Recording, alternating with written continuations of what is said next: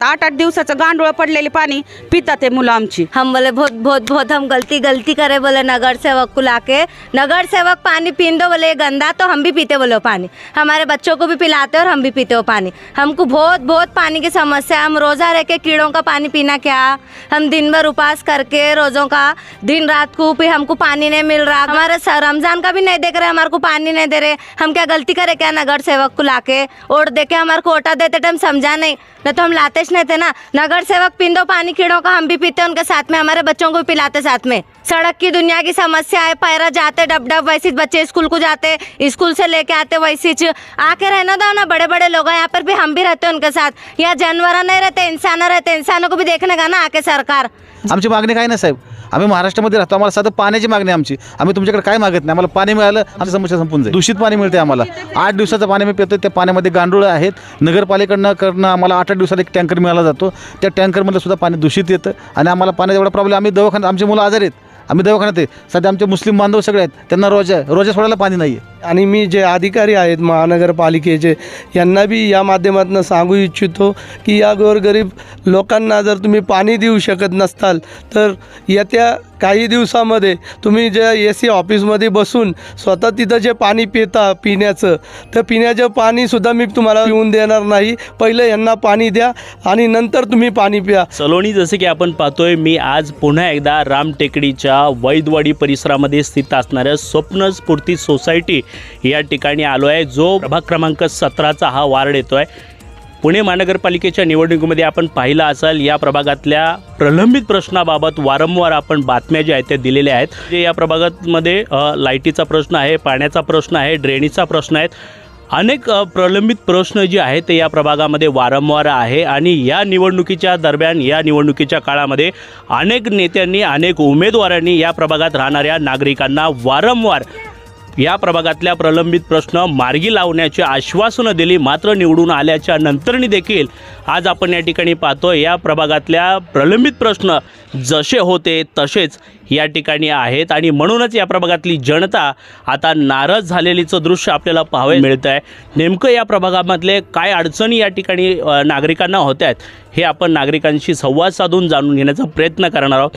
ताई, आपल्या या प्रभागामध्ये काय अडचणी आहेत आणि तुम्हाला काय त्रास त्याचा होतोय, काय सांगाल? 7 वर्ष झालं आम्ही जातोय पण काहीच पाण्याचा असा प्रश्नच मार्गी लावण्यात। 8-8 दिवसाचं गांडूळ पडलेले पाणी पिता ते मुलं आमची। आता तुम्हाला काय अडचणी आहेत? पाण्याचीच अडचण आहे, रस्त्याची अडचण आहे, बर, रस्ता नाहीये, चिखला तर एवढ्याला पाहिजे जातात, तसाच हंडा घेऊन यावा लागतो प्यायच्या पाण्याचा आम्हाला। तर तुम्हाला माहिती आहे का निवडणूक झालेली आहे? हो झाली। मग या निवडणुकीमध्ये नगरसेवक बदललाय, हो आता नगरसेवक कोण आहे माहिती आहे का? मामा तू प्यायचे बर, मग आता निवडून आलेल्या नगरसेवकाकडे तुमची मागणी काय आहे? पाण्याचा आणि रस्त्याचा, कारण आता पाऊस पडला की हा सगळा चिखल इतक्याने पाय जातात गुडघ्याने एवढे, तरी पण आम्हाला तिथनं प्यायच्या पाण्यासाठी एक खंडा आणावाच लागतो डोक्यावर चिखलात पाय रवत। निवडून यायच्या आधी अनेकदा लोक इथं आलेत, या भागातले प्रश्न सोडवू म्हणून आश्वासने दिली, हो दिलेत। निवडून आल्याच्या नंतर इथं कोण आलं का? नाही आणखीन आले, कोणच नाही आलं, कोण आलं नाही? नाही।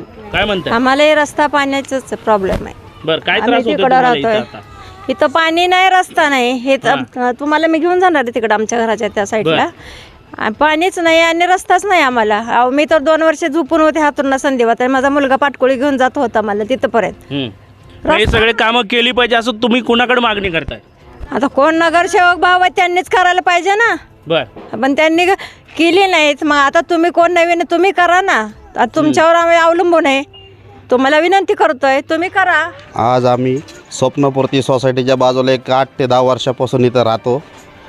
कित्येक वर्ष झालं आम्ही सोसायटीला एक अर्धा इंच लाईनचं कनेक्शन द्या म्हणलं तर इथं सोसायटीवाले पूर्णपणे विरोध करतात। इथं पंपिंग स्टेशन हडपसर सोसायटीच्या बाजूला असून आम्हाला इथल्या बाजूला पाण्यासाठी तरमळ करावं लागते। 8 ते 10 वर्षापासून आनंद वालकुंटे यांच्या अंतर्गत पाण्याचा यांना टँकरचा पुरवठा होत होता, पण आता चालू नगरसेवक आल्यापासून पंपिंग स्टेशनमधले अधिकारी म्हणत आहेत की तुम्हाला आता पाणी पाहिजे नसेल तर तुम्ही डायरेक्ट नवीन नगरसेवक जे निवडून आलेत त्यांच्या फोन करायला हवा, त्याच्याशिवाय पाणी मिळणार नाही। त्याच्यासाठी आम्हाला पाण्याची तक्रार झाल्यामुळं आम्ही अमोल नाना तुपेशी संपर्क साधला, त्यांनी येऊन पाणी केली इथली परिस्थितीची।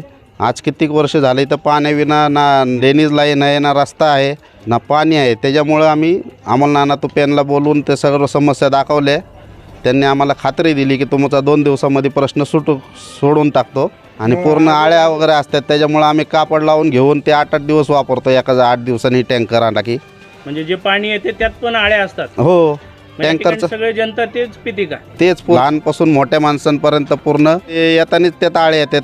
टँकर असलं की त्यात साठा असतो थोडा याच्याने तर आरोग्याचे धोके आहे. भरपूर आजारी पडतात मुलं, लेडीज. त्याच्यावरून काय घातपात झाला जबाबदार कोणाला? ह्याला जबाबदार पूर्ण पाणी पुरवठा प्रशासन, स्थानिक नगरसेवक, पुणे महानगरपालिका प्रशासकीय अधिकारी यांना पूर्ण आम्ही जिम्मेदार ठरवू या बाबतीत.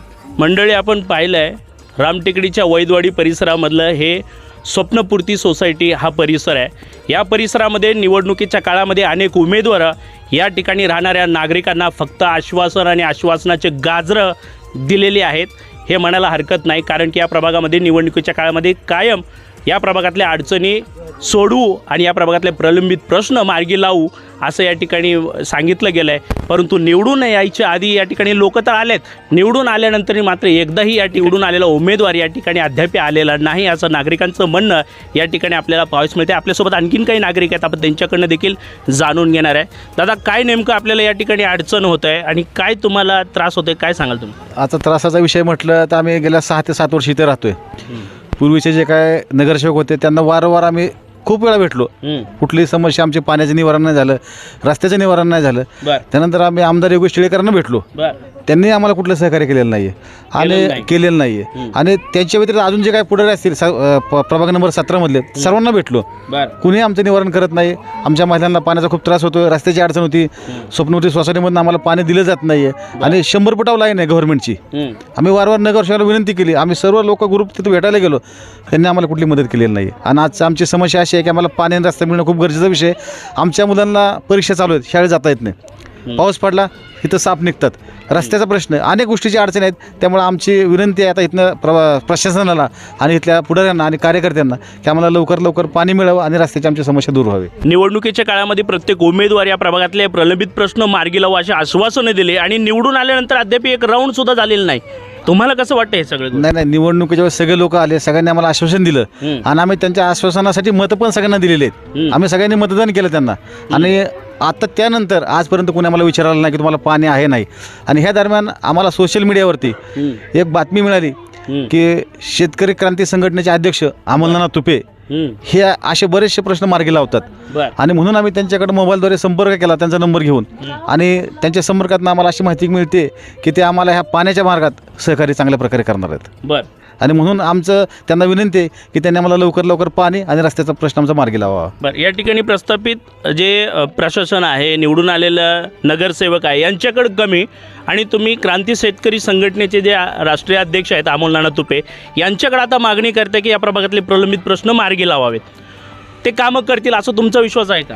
साहेब, नगरसेवक खरं तेच पाहिजे होते आणि नगरसेवक जे आहेत ते काम करत नाही आणि जे नगरसेवक नाहीत ते कामं करतात असं आम्हाला खूप अनुभव आलेला आहे इथं. आणि ह्या प्रभागातले बरेच लोकांनी आम्हाला टँकर पाणी मिळत नाही, 8 दिवसाचं पाणी आम्ही पितोय. तुम्ही नगरसेवक तेच पाहिजे होते, नेमकं कोण पाहिजे होतं? अमोलनाथ तुपे पाहिजे होते नगरसेवक, म्हणजे आमचा प्रॉब्लेम सॉल्व्ह झाला असता. त्यांनी खूप लोकांचा सॉल्व्ह केला, आम्हाला इथंही त्यांचा प्रॉब्लेम सॉल्व्ह झाला असता, आम्हाला सगळ्यांना पाणी मिळालं असतं. आमची मागणी काय नाही साहेब, आम्ही महाराष्ट्रामध्ये राहतो, आम्हाला साधं पाण्याची मागणी आमची. आम्ही तुमच्याकडे काय मागत नाही, आम्हाला पाणी मिळालं, आमचे रस्ते मिळाले, आमची समस्या संपून जाईल. दूषित पाणी मिळते आम्हाला, 8 दिवसाचं पाणी आम्ही पितो. त्या पाण्यामध्ये गांडूळ आहेत. नगरपालिकेकडनं आम्हाला 8-8 दिवसाला एक टँकर मिळाला जातो. त्या टँकरमधलं सुद्धा पाणी दूषित येतं आणि आम्हाला पाण्याचा एवढा प्रॉब्लेम. आम्ही दवाखान्यात, आमची मुलं आजारी आहेत, आम्ही दवाखान्यात आहे. सध्या आमचे मुस्लिम बांधव सगळे आहेत, त्यांना रोजा सोडायला पाणी नाही आहे. आम्ही ज्याच्या घरी जातो तिथनं आम्हाला नळाला कुलूप लावलं जातं, आम्हाला पाणी मिळालं जात नाही. म्हणून ही खूप मोठी समस्या आहे, तर याच्यावर निवारण होणं गरजेचं आहे. आम्हाला विनंती आहे अमोलनाथ तुपे यांना आणि प्रशासनाला की आमचा लवकर पाण्याचा रस्त्याचा विषय मार्गी लावा. मंडळी, आपण पाहिलं आहे या प्रभागामध्ये मोठा जनसमुदाय राहतो आहे, मोठे लोकवस्ती या ठिकाणी आहे. परंतु या लोकांचा विश्वास आता या ठिकाणच्या प्रस्थापित प्रशासनावरती नाही. निवडणुकीच्या काळामध्ये ज्यांनी आम्हाला आश्वासनाचे गाजरं दिले त्यांच्यावरती नाहीत, परंतु आता या ठिकाणी या प्रभागातली जनता म्हणते आहेत की क्रांती शेतकरी संघटनेचे जे राष्ट्रीय अध्यक्ष आहेत अमोलनाथ तुपे हे निश्चितच या प्रभागातली नगरसेवक व्हायला पाहिजे होतं. कारण ते जर या प्रभागातले नगरसेवक झाले असते तर निश्चितच या प्रभागातले प्रलंबित प्रश्न ते मार्गी लावले असते. आणि म्हणूनच त्यांनी या ठिकाणी अमोलनाथ तुपे त्यांची मदत या ठिकाणी त्यांनी घेतलेली आहेत आणि ते स्वतःसुद्धा या ठिकाणी उपस्थित झालेले आहेत. आपण त्यांच्याकडे देखील संवाद साधणार आहोत. दादा, खऱ्या अर्थाने जर पाहिलं तर अनेक लोकांनी या ठिकाणी आश्वासनं दिले, मात्र या ठिकाणी प्रलंबित प्रश्न मार्गी लावले नाही. म्हणून या ठिकाणची जनता आता आपल्याकडे अपेक्षा ठेवते आहे की या प्रभागातले जे प्रलंबित प्रश्न आहेत ते मार्गी लागले पाहिजेत. तुम्ही काय कराल या सगळ्या गोष्टीला? या ठिकाणी सर्वप्रथम मला इथल्या लोकांनी फोन केला आणि मला बोलवलं. मी त्यांचा आभारी आहे की मी त्यांच्याकरता काहीतरी काम करू शकतो, हे मला इथं समाधान वाटतं.